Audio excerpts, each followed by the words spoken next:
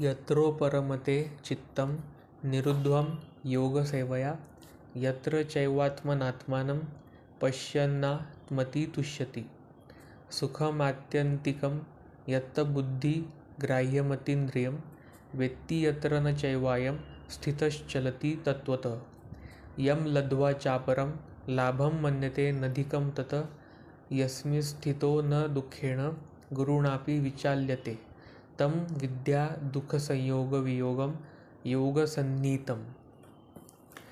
योगाभ्यासाद्वारे मनुष्याचे मन जेव्हा सांसारिक मानसिक क्रियांपासून पूर्णपणे संयमित होते तेव्हा त्या अवस्थेला परिपूर्ण समाधी असे म्हणतात.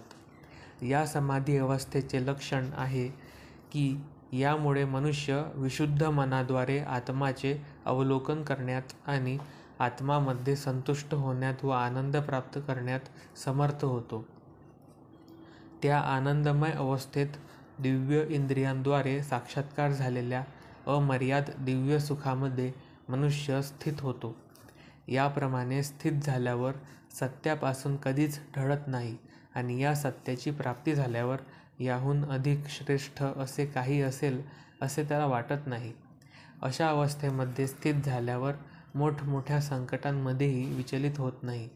भौतिक संसर्गामुळे निर्माण होणाऱ्या दुःखांपासून हीच यथार्थ वास्तविक मुक्ती आहे. तात्पर्य: योगाभ्यासाद्वारे मनुष्य क्रमाक्रमाने भौतिक संकल्पनेपासून विरक्त होतो. योगतत्वांचे हे प्रमुख लक्षण आहे आणि यानंतर मनुष्य समाधीस्थ होतो. अर्थात आत्म्याचे परमात्म्याशी तादात्म्य न करता योगी व्यक्तीला दिव्य मन आणि दिव्य बुद्धीद्वारे परमात्म्याचा साक्षात्कार होतो. योगाभ्यास या थोड्याफार प्रमाणात पतंजली योगपद्धतीवर आधारित आहे. काही अनधिकृत भाष्यकार आत्म्याचे परमात्म्याशी तादात्म्य करण्याचा प्रयत्न करतात आणि अद्वैतवादी यालाच मुक्ती समजतात, परंतु त्यांना पतंजली योगपद्धतीचा वास्तविक उद्देश ज्ञात नसतो. पतंजली योगामध्ये दिव्य आनंदाचा स्वीकार करण्यात आला आहे, पण अद्वैतवादी या दिव्य आनंदाचा स्वीकार करीत नाही, कारण अद्वैतवाद धोक्यात येण्याची त्यांना भीती वाटते. ज्ञान आणि ज्ञाता यांच्यामधील द्वैताचा स्वीकार अद्वैतवादी करीत नाही, परंतु या श्लोकामध्ये दिव्य इंद्रियांद्वारे अनुभवाला येणाऱ्या दिव्य आनंदाचा स्वीकार करण्यात आला आहे. योगपद्धतीचे प्रसिद्ध प्रतिपादक पतंजली मुनी आपल्या योगसूत्रामध्ये सांगतात की पुरुषार्थशून्यांना गुणांना प्रतिप्रसव कैवल्यम स्वरूपप्रतिष्ठा वा चितिशक्तिरिती. ही चितिशक्ती किंवा अंतरंग शक्ती दिव्य आहे. पुरुषार्थ म्हणजे धर्म, अर्थ, काम आणि शेवटी भगवंतांशी एक होण्याचा प्रयत्न होय. या भगवंतांशी विलीन होण्यालाच अद्वैतवादी कैवल्यम असे म्हणतात, परंतु पतंजलीनुसार हे कैवल्यम म्हणजे अंतरंगा किंवा दिव्य शक्ती होय, ज्याद्वारे जीवाला आपल्या मूळ स्वरूपाची जाणीव होते. श्री चैतन्य महाप्रभूंच्या शब्दात या अवस्थेला चेतोदर्पण मार्जनम किंवा मनरूपी मलिन आरसा स्वच्छ करणे असे म्हणतात. हे मार्जन म्हणजेच वास्तविक मुक्ती किंवा भवमहादावाग्निनिर्वाणपणम होय. निर्वाणाचा सिद्धांतही प्रारंभिक अवस्थेमध्ये या तत्वांशी मिळता जुळता आहे. श्रीमद भागवतामध्ये यालाच स्वरूपेण व्यवस्थिती असे म्हटले आहे. भगवद्गीतेच्या या श्लोकामध्येही याचीच पुष्टी करण्यात आली आहे.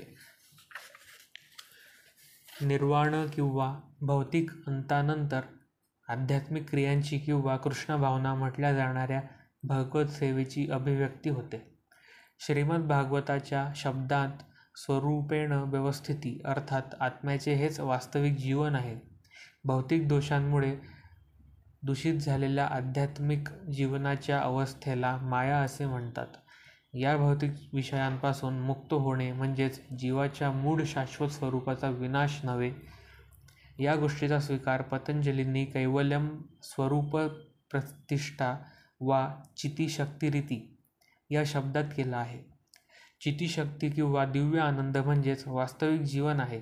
वेदांत सूत्रामध्येही याला आनंदमयोभ्यासात म्हणून पुष्टी देण्यात आली आहे. हा स्वाभाविक दिव्य आनंद म्हणजेच योगाचे अंतिम ध्येय आहे आणि हा दिव्यानंद भक्तियोगाच्या आचरणाने सहज साध्य होते. भक्तियोगाचे विस्तृत वर्णन भगवद्गीतेच्या 7व्या अध्यायात करण्यात येईल. या अध्यायामध्ये वर्णन केल्याप्रमाणे योग पद्धतीमध्ये संप्रज्ञात समाधी किंवा असंप्रज्ञात समाधी असे समाधीचे 2 प्रकार आहेत. जेव्हा मनुष्य विविध तात्विक अन्वेषणांनी दिव्य स्थितीमध्ये स्थित होतो तेव्हा त्याने संप्रज्ञात समाधी प्राप्त केल्याचे म्हटले जाते. असंप्रज्ञात समाधीमध्ये सांसारिक आनंदाशी मुळीच संबंध राहत नाही, कारण या अवस्थेत मनुष्य इंद्रियांपासून प्राप्त होणाऱ्या सर्व प्रकारच्या सुखांच्या पलीकडे गेलेला असतो. योगी एकदा या दिव्य अवस्थेत स्थिर झाला म्हणजे तो त्यापासून कधीच विचलित होत नाही. जोपर्यंत तो या स्थानाची प्राप्ती करीत नाही तोपर्यंत तो अयशस्वीच राहतो. विविध प्रकारच्या इंद्रिय तृप्तींनी युक्त आजचा तथाकथित योगाभ्यास म्हणजे विपर्यासच आहे. संभोग आणि मद्यपान करण्यात मग्न असलेला योगी म्हणजे एक थट्टा आहे. योग साधनेतील सिद्धीकडे जे योगी आकर्षित होतात ते सुद्धा योगामध्ये पूर्णपणे स्थित नसतात. जर योगीजन योगाच्या उपफळांनी आकर्षित गेले तर या श्लोकामध्ये सांगितल्याप्रमाणे तो पूर्णावस्था प्राप्त करू शकत नाही. म्हणून ज्या व्यक्ती आसनांच्या कसरतीच्या प्रदर्शनात किंवा सिद्धिप्राप्तीच्या मागे लागले आहेत त्यांनी जाणले पाहिजे की या प्रकारे त्यांनी योगाभ्यासाचा उद्देश गमावला आहे. या योगामध्ये सर्वोत्तम योग पद्धती म्हणजे कृष्ण भावना आहे, कारण ती कधीच निष्फळ ठरत नाही. कृष्ण भावनाभावित मनुष्य आपल्या कार्यामध्ये इतका सुखी असतो की तो इतर कोणत्याही सुखाची आकांक्षा करीत नाही. या दंभग्रस्त युगात हठयोग, ध्यानयोग आणि ज्ञानयोग यांच्या अभ्यासात अनेक विघ्ने येतात, पण कर्मयोग किंवा भक्तियोगाच्या आचरणात अन्य प्रश्नच उद्भवत नाही.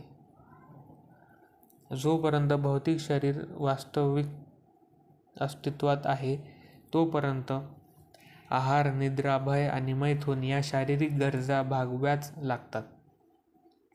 परंतु विशुद्ध भक्तियोग किंवा कृष्ण भावनेमध्ये स्थित झालेला मनुष्य आपल्या शारीरिक गरजा भागवितात, इंद्रियांना उत्तेजित करीत नाही.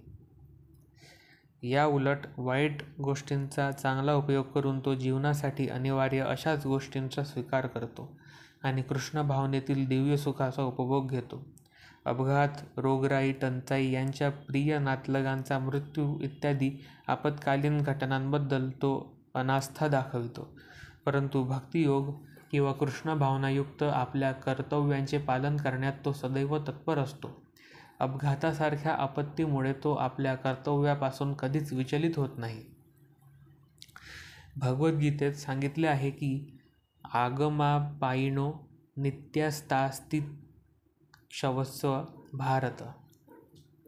अशा सर्व आपत्कालीन आपत्तींना तो सहन करतो, कारण त्याला माहीत असते की अशा आपत्ती येतात आणि जातात आणि त्यामुळे आपल्या कर्तव्यावर त्याचा काही परिणाम होत नाही. याप्रमाणे तो योगाभ्यासातील परमसिद्धी प्राप्त करतो.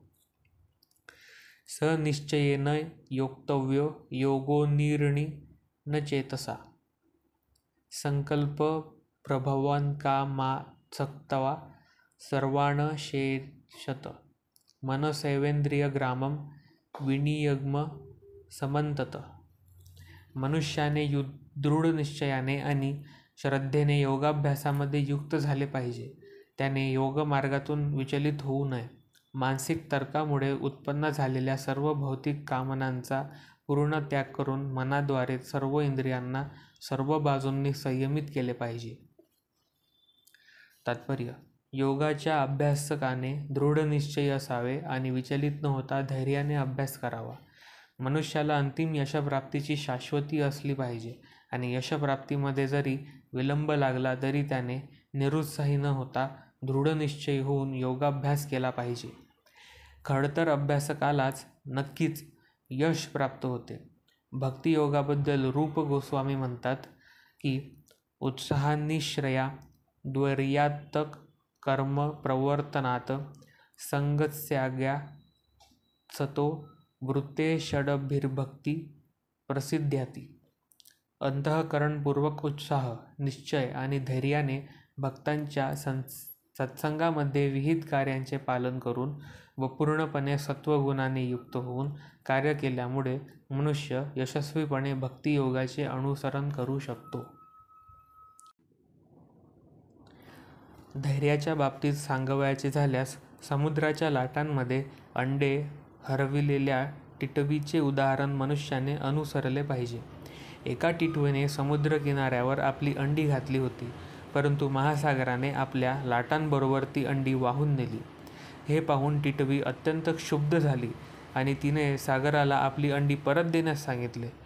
समुद्राने तिच्या विनंतीकडे लक्षही दिले नाही, म्हणून तिने समुद्र आटविण्याचा निश्चय केला. तिने आपल्या लहानशा चोचीने पाणी आणण्यास सुरुवात केली आणि तिच्या अशक्यप्राय धैर्याकडे पाहून सर्वजण तिचा उपहास करू लागले. तिच्या धैर्याची वार्ता सर्वत्र पसरली आणि शेवटी भगवान श्री विष्णूंचे वाहन महाकाय गरुडाच्या कानी ही गोष्ट गेली. त्याला आपल्या बहिणीबद्दल करुणा वाटली आणि म्हणून तो टिटवीला पाहण्यास आला. लहानशा टिटवीने धैर्य पाहून गरुड तिच्यावर प्रसन्न झाला आणि त्याने टिटवीला मदत करण्याचे आश्वासन दिले. याप्रमाणे गरुडाने तत्काळ समुद्राला टिटवीची अंडी परत देण्यास सांगितले, अन्यथा तो स्वतः समुद्राला आटविण्याचे टिटवीचे काम पत्करील. यामुळे समुद्र भयभीत झाला आणि त्याने टिटवीची अंडी परत केली. अशा प्रकारे गरुडाच्या कृपेने टिटवी अतिशय आनंदी झाली. त्याचप्रमाणे योगाभ्यास, विशेष करून कृष्ण भावनायुक्त भक्तियोग म्हणजे एक कठीण गोष्ट असल्याप्रमाणे वाटले. परंतु जो कोणी दृढतेने नियमांचे पालन करतो त्याला भगवंत नक्कीच सहाय्य करतात, कारण जे स्वतःला मदत करतात त्यांना भगवंत मदत करतात. शनैः शनैः रूप रमय बुद्ध्या धृती गृहीतया आत्मसंस्थं मनः कृत्वा न कंचिदपि चिंतयेत. हळूहळू क्रमशः दृढ विश्वासाने युक्त झालेल्या बुद्धीद्वारे समाधीमध्ये मनुष्याने स्थित झाले पाहिजे आणि याप्रमाणे मन केवळ आत्म्यावर स्थित केले पाहिजे व इतर कशाचाही विचार करू नये. तात्पर्य: योग्य विश्वास आणि बुद्धीद्वारे मनुष्याने क्रमशः इंद्रियांच्या क्रियांचा लय केला पाहिजे. यालाच प्रत्याहार असे म्हणतात. दृढ विश्वास, ध्यान आणि इंद्रिय निग्रह यांद्वारे मन संयमित करून मनाला समाधिस्थ करावे. त्यावेळी देहात्मबुद्धीमुळे प्रभावित होण्याची शक्यता राहत नाही. दुसऱ्या शब्दात सांगावयाचे तर भौतिक शरीर असेपर्यंत जरी मनुष्याच्या भौतिक प्रवृत्तीशी संबंध असला तरी त्याने इंद्रियतृप्ती करण्याचा विचार करू नये. परमात्म्याच्या आनंदाव्यतिरिक्त इतर कोणत्याही आनंदाचा त्याने विचार करू नये. कृष्ण भावनेच्या प्रत्यक्ष आचरणाने ही स्थिती सहजपणे प्राप्त होते. यतो यतो निश्चलति मनश्चलमस्थिरं ततस्ततो नियतमय तदा त्मनैव वशं नयेत. आपल्या चंचल आणि अस्थिर स्वभावामुळे मन जेथे जेथे भरकटते तेथून मनुष्याने ते खचून न्यावे आणि आत्म्याच्या नियंत्रणात आणावे. तात्पर्य: मनाचा स्वभाव चंचल आणि अस्थिर आहे, परंतु आत्मक साक्षात्कारी योगी व्यक्तीने मनाद्वारे वश न होता मनाला वश केले पाहिजे. जो मनाला आणि इंद्रियांनाही संयमित करतो त्याला गोस्वामी किंवा स्वामी असे म्हणतात आणि मनाचे ज्यांच्यावर नियंत्रण आहे त्याला गोदास किंवा इंद्रियांचा दास असे म्हणतात. गोस्वामी व्यक्तीला इंद्रिय सुखाची पातळी माहीत असते. दिव्य इंद्रिय सुखामध्ये इंद्रिये ही इंद्रियांचे स्वामी ऋषिकेश श्रीकृष्ण यांच्या सेवेमध्ये युक्त असतात. विशुद्ध इंद्रियांद्वारे केलेल्या श्रीकृष्णांच्या सेवेलाच कृष्ण भावना असे म्हणतात. इंद्रियांना पूर्णपणे नियंत्रित करण्याचा हाच मार्ग आहे. अधिक काय सांगावे, योगाभ्यासाची हीच परमसिद्धी आहे. प्रशांत मनसं ह्योनं योगिनं सुखमुत्तमम् उपैती शांतरजसम ब्रह्मभूत कल्मषम. ज्या योगी मनुष्याचे मन माझ्यावर स्थिर झाले आहे त्याला निश्चितच दिव्य सुखाची परमावधी प्राप्त होते. जो रजगुणाच्या पलीकडे असतो त्याला ब्रह्माशी असलेल्या गुणात्मक स्वरूपाचा साक्षात्कार होतो आणि याप्रमाणे तो आपल्या पूर्व कर्मफलांपासून मुक्त होतो. तात्पर्य: भौतिक दोषांतून मुक्त होणे आणि भगवंताच्या दिव्य सेवेमध्ये स्थित होणे म्हणजेच ब्रह्मभूत अवस्था होय. मदभक्ती लभते पराम. जोपर्यंत मनुष्याचे मन भगवंतांच्या चरणकमलांवर स्थित होत नाही तोपर्यंत तो ब्रह्मभूत अवस्थेमध्ये राहू शकत नाही. स वै मनः कृष्ण पदारविंदयो. भगवंतांच्या दिव्य प्रेममय सेवेमध्ये निरंतर युक्त राहणे किंवा कृष्ण भावनाभावित राहणे म्हणजेच सर्व भौतिक दोषांतून किंवा रजोगुणातून मुक्त होणे होय. युज्यतनैवं सदात्मानं योगी विगत कल्मषः सुखेन ब्रह्म संस्पर्शमत्यंतं सुखमश्नुते. याप्रमाणे योगाभ्यासामध्ये निरंतर युक्त असलेला योगी सर्व भौतिक दोषांतून मुक्त होतो आणि भगवंतांच्या दिव्य प्रेममयी सेवेमध्ये परिपूर्ण सुखाच्या परमोच्च अवस्थेची प्राप्ती करतो. तात्पर्य: आत्मक साक्षात्कार म्हणजे भगवंतांशी संबंधित आपले वैधानिक स्वरूप जाणणे होय. जीव हा भगवंतांचा अंश आहे आणि भगवंतांची दिव्य सेवा करणे हेच त्याचे स्वरूप आहे.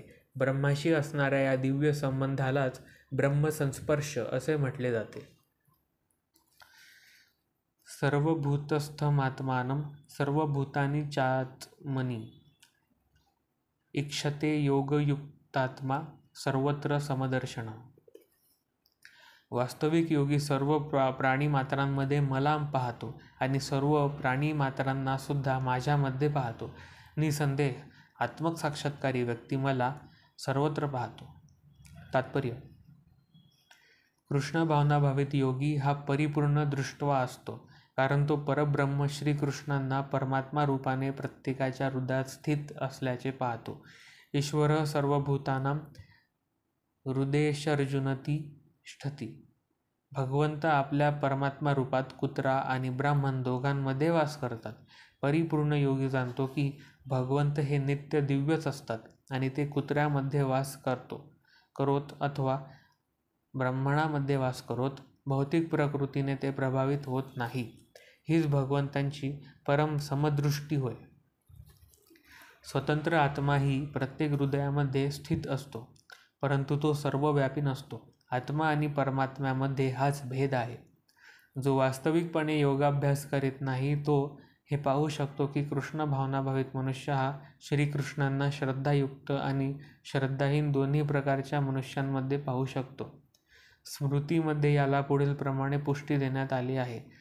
आतत्वाच्च मातृत्वाच्च आत्मा ही परमो हरी. भगवंत हे सर्व जीवांचे उगमस्थान असल्यामुळे ते पालनकर्ता आणि मातेप्रमाणे आहे. ज्याप्रमाणे माता आणि सर्व मुलांशी समानतेने वागते त्याचप्रमाणे परमपिता किंवा माता भगवंतही समानतेने वागतात. म्हणून परमात्मा म्हणजे जीवामध्ये नित्य वास करतो. बाह्यतः सुद्धा प्रत्येक जीव भगवंतांच्या शक्तीमध्ये स्थित आहे. 7व्या अध्यायामध्ये सांगितले जाईल की मुख्यतः भगवंतांच्या आध्यात्मिक किंवा परा आणि भौतिक किंवा अपरा या 2 शक्ती आहेत. जीव जरी आध्यात्मिक शक्तीचे अंश असले तरी ते भौतिक शक्तीद्वारे बद्ध होतात. याप्रमाणे जीव हे सदैव भगवंतांच्या शक्तीतच स्थित असतात. कोणत्या ना कोणत्या प्रकारे प्रत्येक जीव हा भगवंतांमध्ये स्थित आहे. योगी सर्वांकडे समदृष्टीने पाहतो, कारण त्याला माहीत आहे की सर्व जीव आपापल्या कर्मफलानुसार विविध अवस्थांमध्ये असले तरी ते सदा सर्वदा भगवंतांचे सेवकच असतात. जेव्हा जीव भौतिक शक्तीत असतात तेव्हा ते भौतिक इंद्रियांची सेवा करतात आणि जेव्हा ते आध्यात्मिक शक्तीत असतात तेव्हा ते भगवंतांची प्रत्यक्ष सेवा करतात. कोणत्याही दशेमध्ये जीव हा परमेश्वराचा सेवकच असतो. ही समदृष्टी कृष्ण भावनाभावित व्यक्तीकडे पूर्णपणे असते. यो मां पश्यति सर्वत्र सर्वच मयि पश्यति.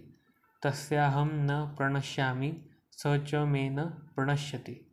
जो मला स्वतंत्र पाहतो आणि सर्व काही माझ्यामध्ये पाहतो त्याला मी कधी दुरावत नाही, तसेच तोही मला कधी दुरावत नाही. तात्पर्य: कृष्ण भावनाभावित व्यक्ती निश्चितच भगवान श्रीकृष्णांना सर्वत्र पाहतो आणि सर्व काही श्रीकृष्णांमध्ये पाहतो. अशी व्यक्ती भौतिक प्रकृतीच्या सर्व निरनिराळ्या अभिव्यक्तींना पाहत असल्याचे दिसते, परंतु सर्व काही श्रीकृष्णांच्या शक्तीचे प्रकटीकरण असल्याचे त्याला ज्ञान असल्याने प्रत्येक गोष्टीत त्याला श्रीकृष्णांच्या उपस्थितीची जाणीव होते. श्रीकृष्णांशिवाय कोणतीही गोष्ट अस्तित्वात राहू शकत नाही आणि श्रीकृष्ण हेच सर्व गोष्टींचे अधिपती आहेत. हेच कृष्ण भावनेचे आधारभूत तत्व आहे. कृष्ण भावना म्हणजे कृष्ण प्रेमाची परिपक्वता होय आणि ही स्थिती भौतिक मोक्षाच्याही अतीत आहे. आत्मसाक्षात्काराच्या अतीत या कृष्ण भावनेच्या स्तरावर भक्त श्रीकृष्णांची एकरूप होतो.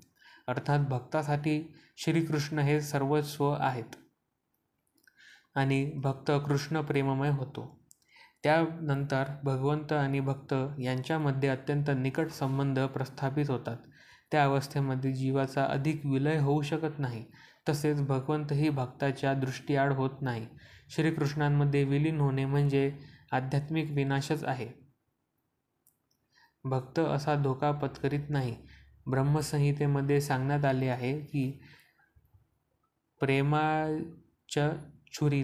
भक्तिविलोचनेन संतं सदैव हृदयेषु विलोकयन्ति यम श्यामसुंदरमचिन्त्यगुणं स्वरूपं गोविंदमादिपुरुषं तमहं भजामि. मी आदिपुरुष श्री गोविंदांना प्रणाम करतो, ज्यांना भक्त प्रेमरूपी अंजनाने माखलेल्या नेत्रांनी पाहतात. भक्ताच्या हृदयामध्ये निवास करणाऱ्या श्री गोविंदांना त्यांच्या शाश्वत श्यामसुंदर रूपामध्ये पाहिले जाते. या अवस्थेत भगवान श्रीकृष्ण भक्ताच्या दृष्टीपुढे कधीही अगोचर होत नाही, तसेच भक्तही भगवंतांच्या दृष्टीआड होत नाही. हृदयस्थित परमात्म्यालाच पाहण्याच्या योगीच्या बाबतीतही हीच गोष्ट लागू पडते. असा योगी विशुद्ध भक्त बनतो आणि स्वतःच्या ठायी भगवंतांना पाहिल्याविना क्षणभर जगणेही तो सहन करू शकत नाही.